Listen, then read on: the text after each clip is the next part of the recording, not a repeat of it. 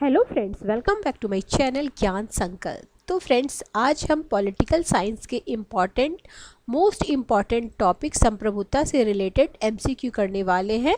ये आपके आने वाले एग्जाम में काफ़ी हेल्प करेगा। ये प्रीवियस ईयर के क्वेश्चंस हैं जो आप और कुछ जो क्वेश्चन एक्सप्लेन वाला उसे मैं एक्सप्लेन भी करूँगी, ताकि आने वाले एग्जाम में अगर कुछ नए क्वेश्चन भी बनेंगे तो आपको काफ़ी आपके से बन जाएंगे। चलिए स्टार्ट करते हैं, समय न गवाते। अगर चैनल से नहीं जुड़ पाए अभी तक तो प्लीज़ चैनल को सब्सक्राइब कर लीजिए। देखिए, पहला क्वेश्चन है, इनमें से जो क्वेश्चन आपको नहीं आता है पहली बार सुनने पे तो ठीक है, दूसरी बार अगर जब आप वीडियो को देखते हैं तो स्पीड को इंक्रीज करके देख सकते हैं, और जो क्वेश्चन नहीं आता उसे प्लीज़ आप नोट डाउन कर ले, अपने नोट्स में ऐड ऑन कर ले। देखिए, पहला क्वेश्चन, कौन सी विधि राष्ट्र के मौलिक विधि के रूप में मानी जाती है? तो आम विधि, संवैधानिक विधि, साधारण विधि, लोक विधि। तो संवैधानिक विधि मानी जाती है। Option B is the right answer. देखिए, संवैधानिक विधि राष्ट्र की मौलिक विधि के रूप में मानी जाती है। ब्राइस का एक कोटेशन है, याद रखिए, संविधान उस जीवन पद्धति का प्रतीक होता है जो किसी राज्य द्वारा अपने लिए अपनाई जाती है। क्या होता है? संविधान उस जीवन पद्धति का प्रतीक होता है जो किसी राज्य द्वारा अपने लिए अपनाई जाती है। किसका कथन है? ये ब्राइस का है। अगला क्वेश्चन है क्वेश्चन नंबर 2, किस प्रकार की सरकार में संप्रभुता जनता में निहित होती है? तो कौन सा हो जाएगा? तो जनतंत्र बोलो, लोकतंत्र बोलो, ठीक है। नेक्स्ट क्वेश्चन है, इंपॉर्टेंट क्वेश्चन कोटेशन है, कई बार आ चुका है और आने की पूर्ण संभावना है। शक्ति का हस्तांतरण हो सकता है, न कि इच्छा का, जो कि संप्रभु होता है। किसने कहा है? ठीक है, क्या है? फिर से मैं कोटेशन बोलती हूँ, शक्ति का हस्तांतरण हो सकता है, न कि इच्छा का, जो कि संप्रभु होती है। तो ये रूसो का कथन है। देखो, रूसो ने शक्ति, ठीक है, रूसो की संप्रभुता असीमित, अद्वय, अविभाज्य और कभी न त्रुटि करने वाली संस्था है, ठीक है। ये लोकप्रिय संप्रभुता के भी जनक माने जाते हैं। अगला क्वेश्चन है क्वेश्चन नंबर 4, राज्य की सत्ता किसके पास अंतिम आदेश जारी करने की वैधानिक शक्ति होती है? राज्य की जो सत्ता होती है अंतिम रूप से किसके प्रति होती है? तो ये हो जाएगी आपके, एक मिनट, विधिक संप्रभु के पीछे, ठीक है। नेक्स्ट क्वेश्चन है विधिक, एक मिनट। नेक्स्ट क्वेश्चन नंबर है आपका 5।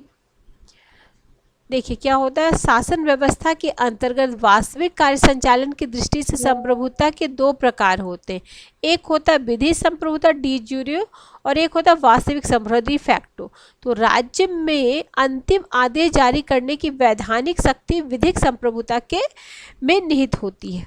अगला क्वेश्चन है, ऐसे कानून को क्या कहते हैं जो राज्य द्वारा निर्मित एवं राज्य के क्षेत्र के अधीन सभी लोगों पर लागू होती है? तो ये हो गया राष्ट्रीय कानून। आगे, किसने कहा जहां कानून नहीं वहां स्वतंत्रता नहीं? ये लॉक का हो गया, जहां कानून नहीं वहां स्वतंत्रता नहीं। अगला है, यह कथन किसका है? कानून न केवल जनमत के आधार पर बने बल्कि कानून जनमत के आगे भी चले, ठीक है। क्या है? कानून न केवल जनमत के आधार पर चले बल्कि कानून जनमत के आगे भी चले। ये किसका कथन है? ये है आपको पीएस मुहार का कथन है, ठीक है। पीएस मुहार का कथन है। एक बार फिर से मैं ये कथन बोल रही हूँ, कानून न केवल जनमत के आधार पर बने बल्कि कानून जनमत के आगे भी चले, पीएस मुहार का कथन है। आगे है, कानून बाह्य कार्यों के वे सामान्य नियम है जिन्हें प्रभुत्व संपन्न राजनीतिक सत्ता लागू करती है। तो ये हॉलैंड का है। क्या है? कानून बाह्य कार्यों के वे सामान्य नियम है जिन्हें प्रभुत्व संपन्न राजनीतिक सत्ता लागू करती है। तो ये हॉलैंड का है। नेक्स्ट क्वेश्चन है क्वेश्चन नंबर 9।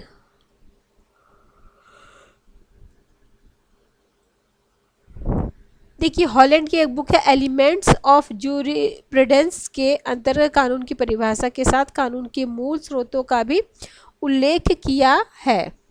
ठीक है। उनके अनुसार कानून बाह्य कार्यों के वे सामान्य नियम है जिन्हें प्रभुत्व संपन्न राजनीतिक सत्ता लागू करती है।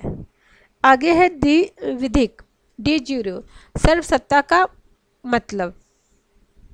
इसका मतलब होता है एक व्यक्ति को शासन करने का और आज्ञाकारिता वश में रखने का कानूनी अधिकार। ठीक है, option A is the right answer. Next question है कानूनी अधिसत्ता की संकल्पना पहली बार किसने प्रस्तुत की थी?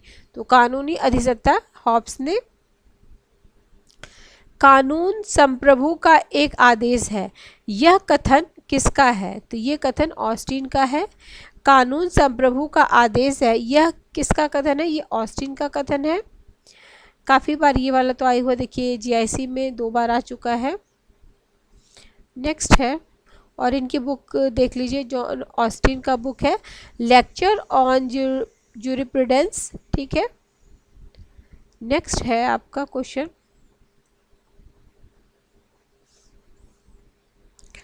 ऑस्टिन ने अपनी किस पुस्तक में संप्रभुता के सिद्धांत की व्याख्या? अभी आ गया लेक्चर ऑन ज्यूरिप्रूडेंस, 2021 में ही आया हुआ है, देखिए पीजीटी में। अतः प्राकृतिक का कानून उचित तर्क का आदेश है, तो ये हॉब्स का है।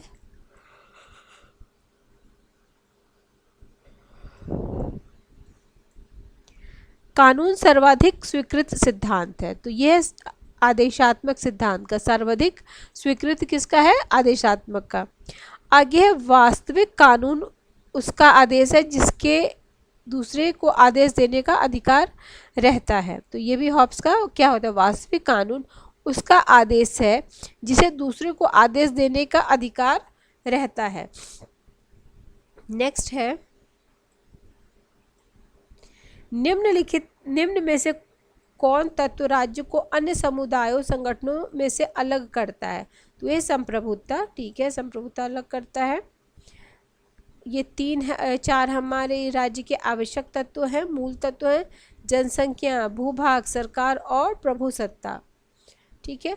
कौन सा तत्व राज्य की सर्वोच्च शक्ति के रूप में माना जाता है? तो संप्रभुता। कौन सा तत्व राज्य की सर्वोच्च शक्ति के रूप में माना जाता है? तो संप्रभुता। निम्नलिखित में से कौन सा तत्व राज्य को सर्वोच्च संस्था मानता है? तो संप्रभुता सर्वोच्च संस्था मानता है। राज्य का सबसे महत्वपूर्ण तत्व कौन सा है? संप्रभुता राज्य का सबसे महत्वपूर्ण तत्व है। तो सबको पता है संप्रभुता राज्य का महत्वपूर्ण जो 4 तत्व है उसमें सबसे ज़्यादा महत्वपूर्ण कौन है? संप्रभुता। आगे भारत में संप्रभुता कहाँ निवास करती है? तो जनता में निवास करती है। संप्रभुता की धारणा का निरूपण सबसे पहले किसने किया था? तो बोंदा ने किया था। प्रभुसत्ता की अवधारणा का निरूपण 16वीं सदी में बोंदा ने अपनी पुस्तक द रिपब्लिका में किया था। राजनीतिक चिंतन के क्षेत्र में प्रभुसत्ता की अवधारणा का ऐतिहासिक विकास निम्न क्रम में हुआ है। 16वीं शताब्दी में बोंदा ने किया, 17वीं शताब्दी में ह्यूगो ग्रोसियस ने किया है, फिर थॉमस हॉब्स हो गए, 18वीं सदी में रूसो, 19वीं सदी में ऑस्टिन। अगर आपको क्रम में भी सजाना इन थिंकर को दे दे और आपको क्रम में सजाने को दे दे तो ध्यान रखिएगा। आगे वैध संप्रभु वह निश्चित सत्ता है जो राज्य के सर्वोच्च आदेश को वैध रूप से व्यक्त कर सके।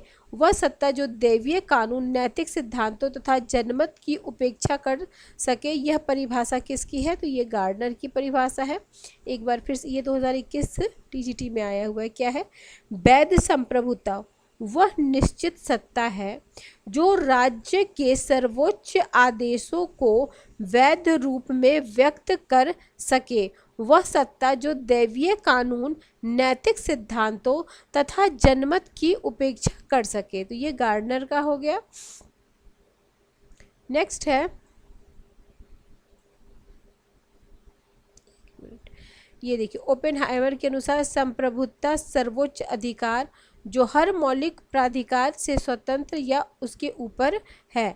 ग्रोसियस के अनुसार संप्रभुता सर्वोच्च राजनीतिक शक्ति यह उस व्यक्ति में निहित होती है जिसके कार्यों पर किसी अन्य का नियंत्रण नहीं होता और जिसकी इच्छा का उल्लंघन नहीं किया जा सकता।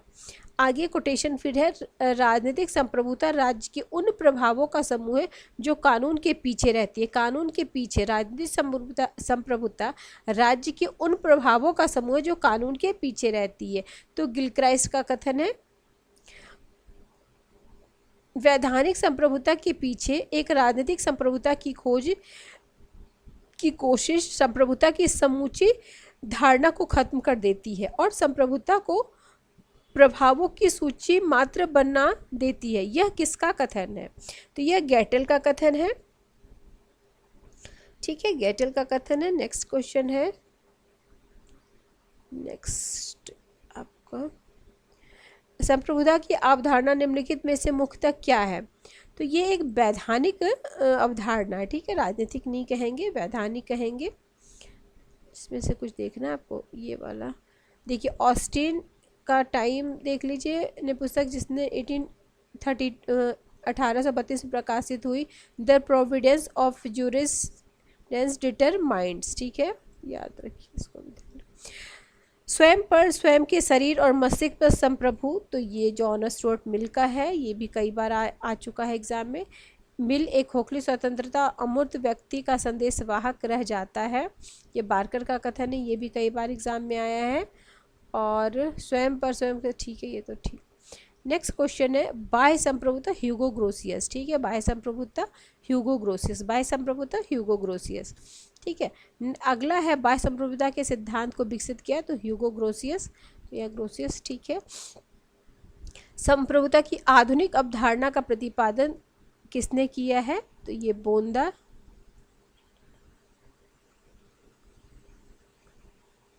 ठीक है, आधुनिक अवधारणा। नेक्स्ट क्वेश्चन है, इनकी बुक याद रखिएगा, 1756 में अपनी कृति 6 बुक्स कंसर्निंग रिपब्लिका। ठीक है, संप्रभुता के सिद्धांत का सबसे पहले प्रतिपादक किसने किया? तो वो भी बोंदा हो जाएंगे। आगे है, निम्नलिखित किस वर्ग ने संप्रभुता की व्याख्या करने का श्रेय दिया गया है? तो ये हो जाएंगे बोंदा, ग्रोसियस और ऑस्टिन। नेक्स्ट क्वेश्चन है, अभी हम देखे थे ना, देखिए, संप्रभुता श्रेय बोंदा, ग्रोसियस, ऑस्टिन। ठीक है, 16वीं शताब्दी में आपके बोंदा हो गए, बोंदा एवं ग्रोसियस, टी थॉमस हॉब्स था। ठीक है, वो तो आप ऊपर देख चुके हैं। नेक्स्ट है आपका, हाँ, ये भी याद रखिएगा, संप्रभुता सॉवर्निटी से बना है, जो लैटिन शब्द सुपर और एनस से मिलकर बना है। संप्रभुता मूल शब्द है सुपर एनस। ठीक है, ये भी आता है एग्जाम में, लैटिन शब्द। निरंकुश संप्रभुता में कौन विश्वास करता है? तो ये हॉब्स विश्वास करते हैं, लॉक सीमित में करते हैं, और ये आपके लोकप्रिय, ये तो संप्रभुता की ऐसी कोई धारणा नहीं दिए थे प्लेटो, तो ये तो ऐसे एलिमिनेट हो जाएंगे। और हॉब्स ने निरंकुश संप्रभुता का एक प्रमुख समर्थन, उनके अनुसार तलवार के बिना संविदा केवल शब्द मात्र है। ठीक है, तलवार के बिना जो संविदा होती है वो सिर्फ एक शब्द मात्र है। अगला है, सामाजिक समझौते की अवधारणा को निरंकुश संप्रभुता के सिद्धांत के साथ जोड़ा है, तो ये हॉब्स ने जोड़ा है। आगे है, निरंकुश संप्रभुता सर्वाधिक सशक्त समर्थन, तो सशक्त समर्थन निरंकुश कौन किया? हॉब्स ने किया है। अगला है, निरंकुश संप्रभुता का सर्वाधिक सशक्त पोषक कौन करते हैं? तो ये हॉब्स करते हैं। निरंकुश संप्रभुता का सर्वाधिक सशक्त समर्थन कौन करते हैं? हॉब्स करते हैं। हॉब्स के सामाजिक संप्रभुता, ठीक है, तो समझौते के ऊपर। नेक्स्ट है आपका, लॉक के ने समर्थन किया, तो वो सीमित संप्रभुता की बात करते हैं। ठीक है, नेक्स्ट है,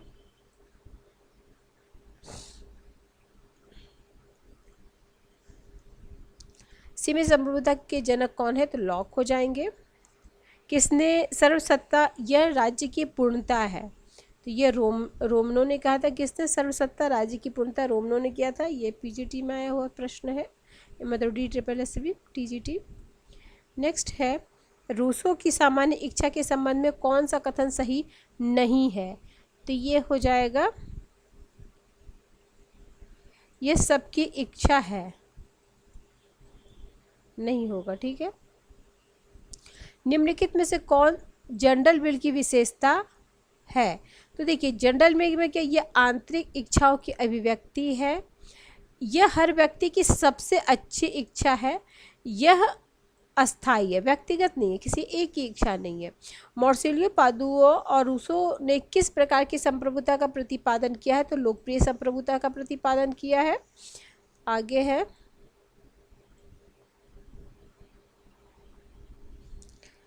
लॉक का विश्वास था कि संप्रभुता विद्यमान कानूनों से बंधा हुआ है, विद्यमान कानूनों से बंधा हुआ है। लॉक के अनुसार संप्रभुता के विरुद्ध विद्रोह का निर्णय लिया जाता है, तो सर्वानुमति। रूसो का संप्रभु हॉब्स का लेवियाथन है जिसका सर कटा हुआ है, तो यह है वाहन। क्या है? रूसो का जो संप्रभु है हॉब्स का लेवियाथन है जिसका सर कटा हुआ है। नेक्स्ट क्वेश्चन,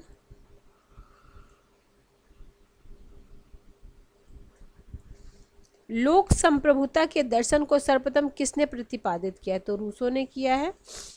लोक संप्रभुता की अवधारणा, तो लोक राजनीतिक और विधिक सत्ता के स्रोत होते हैं। रूसो लॉक के से पूर्णतः प्रभावित है, तो प्राकृतिक अधिकार के सिद्धांत से। जॉन ऑस्टिन द्वारा प्रतिपादित संप्रभुता सिद्धांत को कहा जाता है, तो एकलवादी सिद्धांत कहा जाता है।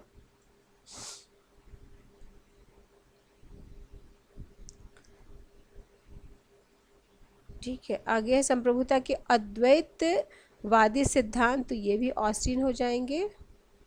निम्नलिखित में से कौन एक संप्रभुता के अद्वैतवादी सिद्धांत का समर्थक नहीं है? तो ये डुग्वी नहीं होंगे, बाकी बोंदा भी, ऑस्टिन और हॉब्सन, डुग्वी नहीं है। संप्रभुता की एकल सिद्धांत का प्रतिपादक, तो जॉन ऑस्टिन हो जाएंगे। नेक्स्ट है, निम्नलिखित में से कौन सा बहुलवादी चिंतक नहीं है?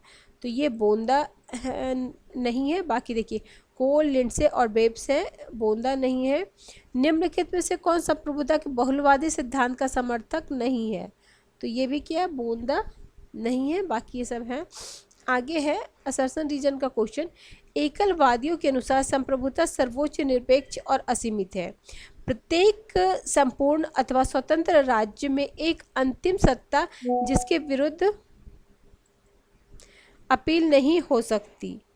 ठीक है, तो ये हो जाएगा, दोनों सही और सही व्याख्या है।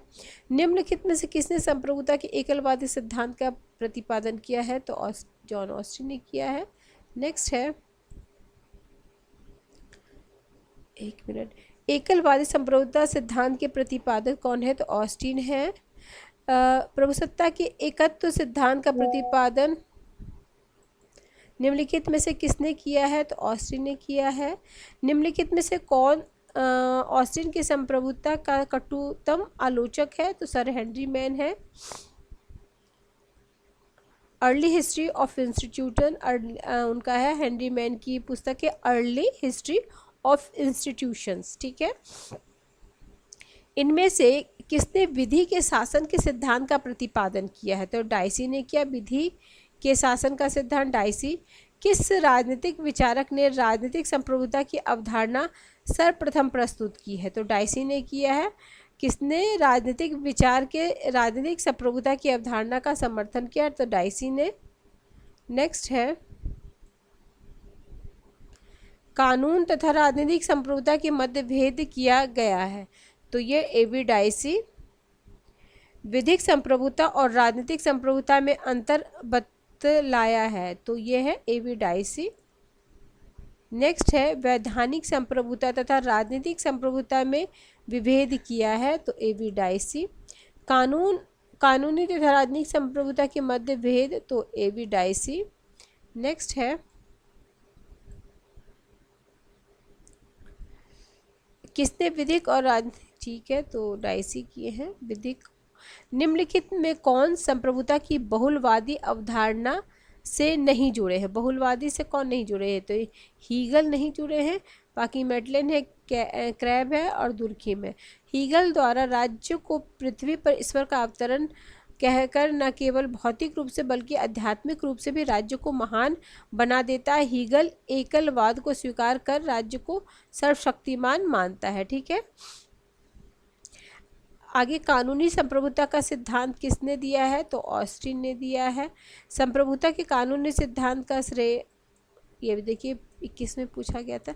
निम्नलिखित में से कौन संप्रभुता की विशेषता नहीं है? तो जनसंख्या नहीं है, सर्वव्यापकता भी है, अविभाज्य अस्थायित्व भी है। नेक्स्ट है,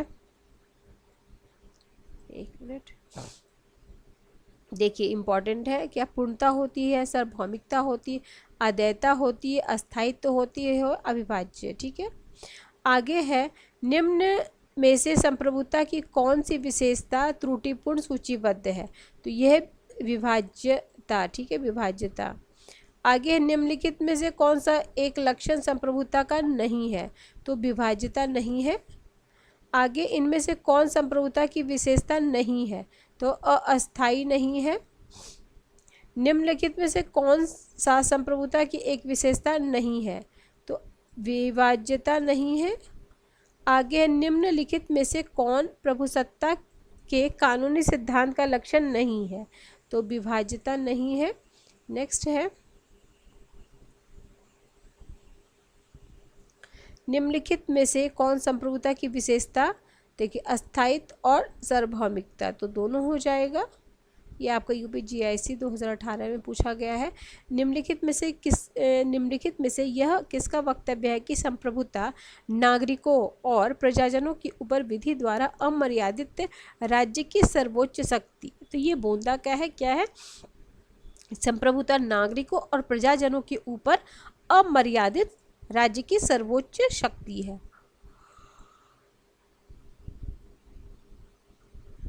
ऊपर भी देखिए इनका बुक।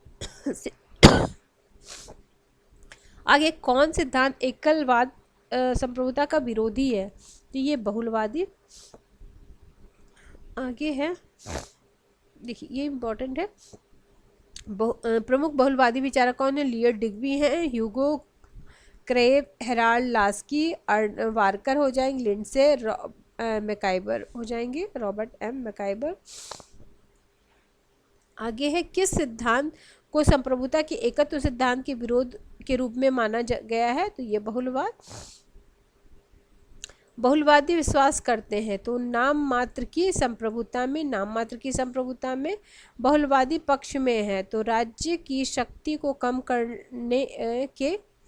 आगे है, निम्न में से कौन से विचारकों का समूह बहुलवाद से संबंधित है? तो ये है बार्कर, लास्की और क्रेव। ठीक है, बार्कर, लास्की और क्रेव।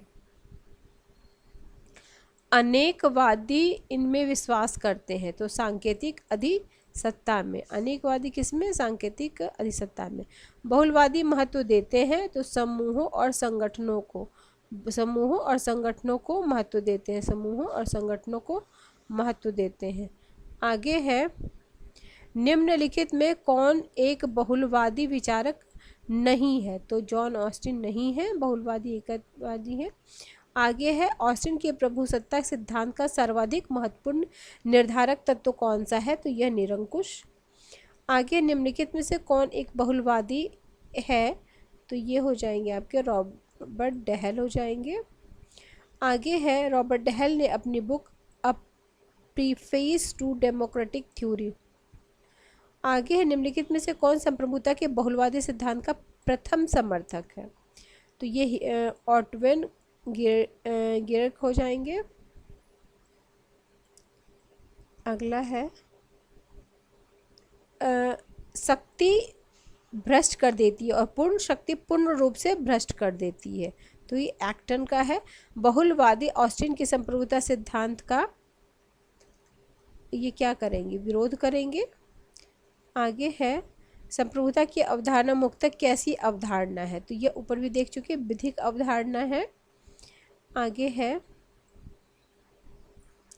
नेक्स्ट है आपका, निम्नलिखित में से किन दो राजनीतिक दर्शन में यह मत व्यक्त किया गया है कि समितियां राज्य संप्रभुता के लिए हानिकारक है?